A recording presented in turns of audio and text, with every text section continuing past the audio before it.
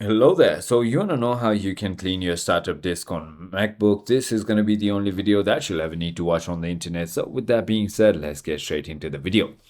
So all you need to really do is firstly, if you have anything in your trash, you can right click and click on empty trash. And what this will do is it will permanently delete everything that is on trash. Press Command plus space and then simply go ahead and search for storage right over here.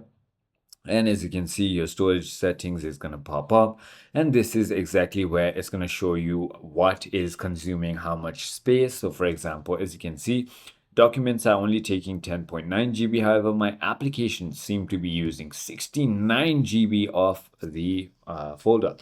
So what you can do is simply go ahead and look for the things that aren't really useful to you, and that is about it. Just go ahead and get rid of these and clear it through here.